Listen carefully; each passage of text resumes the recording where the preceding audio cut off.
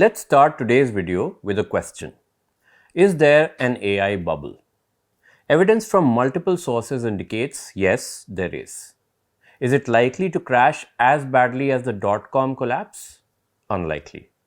And are there circular deals taking place even as hundreds of billions of dollars swirl around in the AI sector? Most certainly. Everywhere you look, there's AI.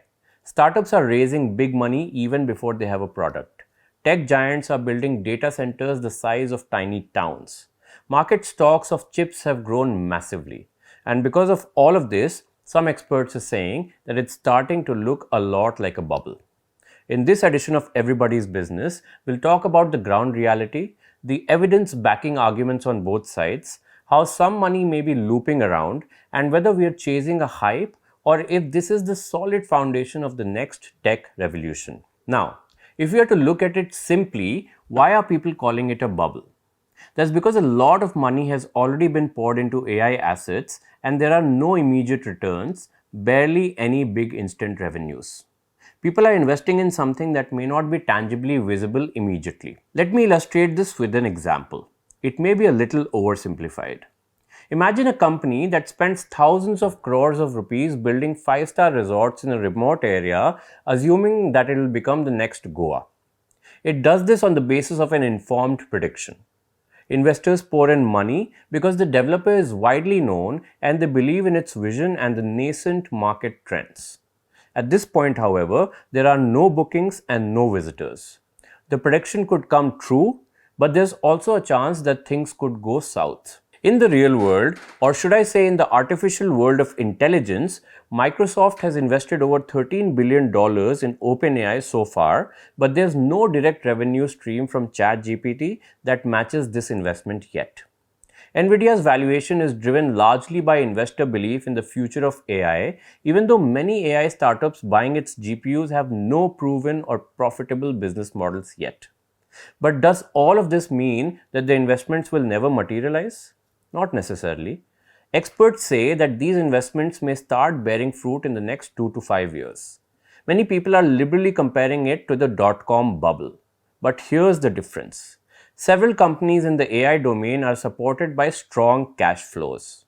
In the 1990s, internet logistics and adoption were still very primitive. Companies were being valued on future potential when the core, which was the infra, tech, and logistics, wasn't sound. In the case of AI, however, the infrastructure, stuff like cloud computing, GPUs, broadband speeds, is already in place. And AI products can be scaled fast to reach users in realistic timeframes. It's still early days and there may be a market correction as many experts suggest, but the underlying technology is certainly more mature and concrete. And which means that there is potential for these revenues to come through. Now, if we talk about circular deals, take this recent example. OpenAI and Broadcom have struck a multi-year partnership to co-develop 10 gigawatt of custom AI accelerators and networking systems. This deal is supposed to be worth billions of dollars.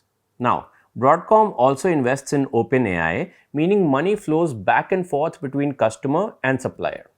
This is clearly a loop. And that's why the next 2 to 3 years will be very important. Because the return on the capex of companies like Alphabet, Meta, Microsoft, and OpenAI will either show up or not. If it does, it'll mean that this is more than just circular dealings inflating the market. That this is more the community's unsaid understanding of kickstarting a tech revolution. But I urge you to not go by these short answers. Let's dive deep. Let's look at the subtle movements and the big shakeups to understand the whole phenomenon. And there's a small catch in all of this, which is called snowcap. What it is and how it could be a player, we'll come to a little later in the video. Let's first look at a very strong piece of evidence that there is a bubble. And that is the so-called Magnificent Seven. These are the 7 biggest tech companies: Apple, Microsoft, Nvidia, Amazon, Meta, Alphabet, and Tesla. They now make up roughly 35% of the entire S&P 500. Just 10 years ago, this number was just 12%. The share of the top 5 S&P 500 members is higher than at any point in the last 50 years. And analysts, including those at the Bank of England, say that AI-focused valuations appear particularly stretched. Since the October 2022 market low, around the time when ChatGPT was launched, the S&P 500 has jumped 90% and most of the gains come from the Magnificent 7 plus more than 30 other AI-related companies. According to an analysis published in Fortune, together these firms account for 75% of all market returns, 80% of earnings rise, and 90% of capital spending growths. The remaining 493 companies in the S&P 500 are up only 25%. There's your indication of a bubble. These companies, often called hyperscalers because of their massive scalability, are spending about $400 billion a year on AI infrastructure. And they're adding 1 full percentage point to the US economic growth, according to Morgan Stanley's research. That's 10 times the contribution from consumer spending. And the research firm Gartner estimates that global spending on AI will reach $1.5 trillion by the end of 2025. Now, what else does the Bank of England say? It has warned of the risk of a sharp market correction. It says that heightened geopolitical tensions, fragmented trade and financial markets, and pressures on sovereign debt markets play into the risk. Its Financial Policy Committee said in a note, material bottlenecks to AI progress from power, data, or commodity supply chains, as well as conceptual breakthroughs which change the anticipated AI infrastructure requirements for the development and utilization of powerful AI models, could also harm valuations, including for companies whose revenue expectations are derived from high levels of anticipated AI infrastructure investment. Federal Reserve Chair Jerome Powell, on the other hand, has warned of fairly high valued assets, though he didn't explicitly refer to technology firms. Morgan Stanley Wealth Management's Chief Investment Officer Lisa Shallett recently told Fortune that she is deeply worried. She warned that things won't be pretty if companies slow down their massive spending on AI infrastructure. She compared today's situation to when Cisco briefly became the world's most valuable firm, and then its stock price crashed 80% when the dotcom bubble burst in 2000. Shallett said a similar Cisco moment could happen in AI. Not immediately, but possibly within the next 2 years. And John Chambers, the former Cisco CEO who led the company through the dotcom crash, told AP that today's excitement over AI feels like irrational exuberance on a really large scale. Some companies, he warned, will face a train wreck if they can't turn their enormous investments into actual revenue. Shallett's concern also stems from the huge wave of spending on data centers. Data centers are vast computer facilities needed to run AI models. They use massive amounts of power and water and house servers, GPUs, network equipment, and other infrastructure. For more details on how data centers work, you could watch a previous episode of AI Site. I'll leave the link in the description box below. Analyst and writer Derek Thompson says that the amount of money going into AI infrastructure is like funding a new Apollo space program every 10 months. Companies are expected to spend about $400 billion this year on data centers, while the Apollo moon program cost around $300 billion in today's terms over its entire duration from the 1960s to the 1970s. And a lot of this AI spending revolves around NVIDIA, now the most valuable company in history, worth more than $4.5 trillion. In September 2025, NVIDIA announced a $100 billion investment in OpenAI just days after pledging $5 billion to Intel for a chip-related deal. This is one of the signs of circular financing, and we'll come to that in just a bit. Other major voices in tech and finance also share Shallett's caution. At a recent conference in Italy, Goldman Sachs CEO David Solomon said, AI investment isn't fundamentally different from past booms and busts, and some capital will simply not deliver returns. Jeff Bezos called it an industrial bubble, but added that the infrastructure will have long-term value. Now, there's another side to this debate, a nuanced view by top analysts and market watchers, that yes, big money has been pumped into AI, and yes, some of it will be lost, but the core remains strong. Basically, what we said earlier in the video. There's the possibility of a correction, but that it may not be nearly as big as the dot-com crash. Some investors are confident that tech company valuations are being driven by sound fundamentals. JP Morgan CEO Jamie Dimon argued that AI is not a bubble overall, even if some projects fail. He pointed to the deep capital commitments in infrastructure, data centers, and compute, suggesting that those are long term bets rather than speculative fads.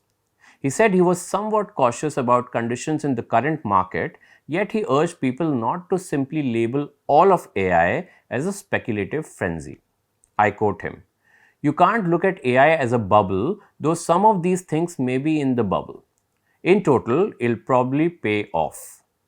Do keep in mind that just days earlier, Diamond had warned in a BBC interview that he saw a 30% chance of a correction in the stock market, calling himself far more worried than the others. Analysts at Morgan Stanley maintain that the current AI infrastructure spending may bring results. They forecast about $1.1 trillion in AI related revenue by 2028, justifying the present capex as part of a durable growth cycle. The markets may be fretting and frothing, but Goldman Sachs says that the scale of current investment remains small compared with the potential of the economic payoff. A note released this Wednesday by analysts at the Wall Street Giant said, and I quote, "The enormous economic value promised by generative AI justifies the current investment in AI infrastructure, and overall levels of AI investment appear sustainable as long as companies expect that investment today will generate outsized returns over the long run." And they pointed to two main reasons for this call. One, AI applications are already delivering productivity gains, and two, unlocking those gains requires massive computing power and hence investment. Goldman estimates that the long-term value created by AI productivity far exceeds its upfront cost. The firm projects that widespread AI adoption could add $20 trillion to the US economy, with about $8 trillion of that flowing to companies as capital income.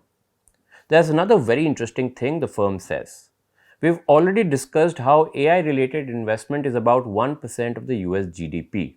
Now, the firm says that this is still less than the 2 to 5% of GDP reached during earlier technology booms, including the railroad expansion, the electrification wave of the 1920s, and the dot-com era of the late 1990s. Goldman's analysts say that they still see the macroeconomic justification for AI investment as compelling. Many such views do not deny risks entirely, but they assert that hype and speculation coexist with real demand, and long-run returns may stabilize valuations rather than collapse them. Now, let's see what the big AI players themselves have to say. Are they afraid of losing their money? Meta CEO Mark Zuckerberg doesn't particularly appear worried about the AI bubble. In fact, he seems to almost welcome the risk. Speaking on the Access podcast, Zuckerberg said that while it's possible that the tech industry is heading for an AI bubble, the bigger mistake would be to not participate in the boom. I quote him, "If we end up misspending a couple of $100 billion, that will be unfortunate, but the bigger risk is on the other side." By the other side, Zuckerberg meant the possibility that superintelligence could arrive faster than expected and that Meta might fall behind if it doesn't act boldly now. For a company like Meta, he said, the risk is probably not being aggressive enough rather than being too aggressive. Meta has pledged to invest $600 billion in the US, including on AI data centers and infrastructure by 2028. That includes everything from new server farms to hiring the people needed to run them. This clearly shows Zuckerberg is determined to outspend his rivals. Meanwhile, at OpenAI's Dev Day this week, CEO Sam Altman addressed reporters, something top US tech executives have started doing less and less. Altman said that he knew that it was tempting to ride the bubble story. He said that as a matter of fact, there were many parts of AI that he thought were kind of bubbly right now. He said that some investors will make bad decisions and that silly startups may end up getting crazy money. But he insisted that OpenAI's success was based on something real. Altman said that AI will go through booms and busts just like other industries, but added that it's a normal part of innovation. OpenAI, the company behind ChatGPT, brought AI to the public in 2022. And since then, it has made a series of huge deals. Last month, it signed a $100 billion deal with NVIDIA, the world's most valuable publicly traded company. The plan is for OpenAI to build new data centers using NVIDIA's powerful AI chips. Just days later, OpenAI announced another deal to buy billions of dollars worth of equipment from AMD, NVIDIA's biggest rival. This could make OpenAI one of AMD's largest shareholders. OpenAI is also privately valued at about $500 billion. Microsoft remains its largest outside investor. Oracle, another tech giant, has a $300 billion deal with OpenAI. OpenAI's Target project in Texas, funded with the help from Oracle and Japan's SoftBank and first announced at the White House during Donald Trump's first week in office, keeps expanding. NVIDIA also owns a stake in CoreWeave, an AI startup that supplies OpenAI with infrastructure. What does all of this sound like? Remember we spoke of circular deals earlier? Let's talk about what the fears around these loops are. Picture this. OpenAI is partially owned by Microsoft, but now NVIDIA has also made an investment in the startup, while Oracle and AMD each have their own purchasing agreements with OpenAI. OpenAI also has a data center deal with tech giant Oracle. OpenAI has also struck a deal with chipmaker AMD that allows OpenAI to buy up to 10% of AMD. NVIDIA has said that it does not require any company it invests in to use its products. Its CEO Jensen Huang defended the OpenAI deal on a podcast, calling it an investment opportunity to help OpenAI build infrastructure. He said that OpenAI's payments will come from its future revenue or new funding, and that NVIDIA's role is simply to support their growth. Basically, these firms are increasingly investing in and buying from one another to fund the massive computing power and infrastructure that AI needs. As the investments move back and forth among the same small group of companies, the illusion of growth and stability rises. Some of these partnerships are worth hundreds of billions of dollars, and together they've pushed up the stock market. We've already discussed how AI-linked companies are driving major US indices like the S&P 500 and Nasdaq to record highs. So, what do circular deals do? If one company fails or if the flow of money slows, it could disrupt the entire AI industry and hurt economies in a broader way. In a recent report, Oxford Economics said that the scale of AI investment shows companies are taking significant financial risks. Beyond the simple you buy from me, I buy from you, circular deals can also involve layered financing, cross holdings, and interlinked valuation games. A market correction could happen when cash flows fail to justify those valuations, liquidity dries up, and investors stop playing along, forcing real price discovery. But it might not happen soon if liquidity remains high, interest rates soften, and regulators or sovereign funds keep backing these sectors, delaying the reckoning if there's going to be one. If we strip out AI-linked stocks, global markets look weaker than they appear.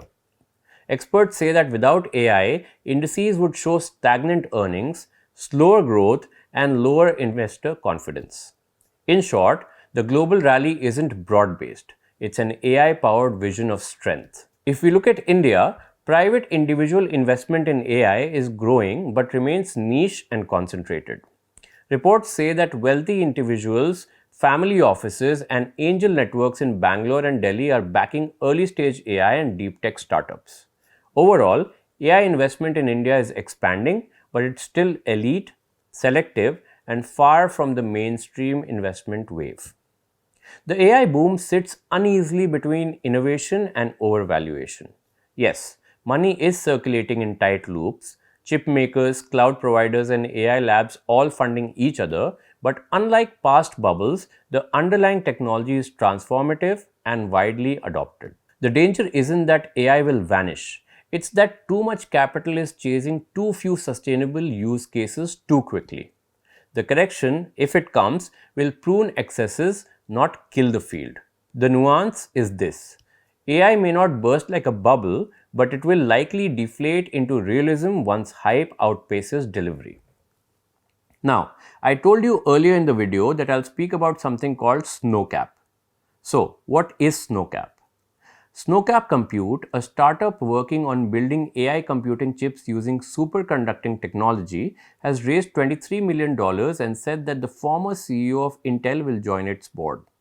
The company aims to build computers that could one day beat today's best AI systems while using just a fraction of the electricity currently needed. And to do that, SnowCap plans to use a new kind of chip made with superconductors. If SnowCap's superconducting chips truly deliver 20 times faster, cooler, cheaper AI computation, it could upend the entire AI hardware stack.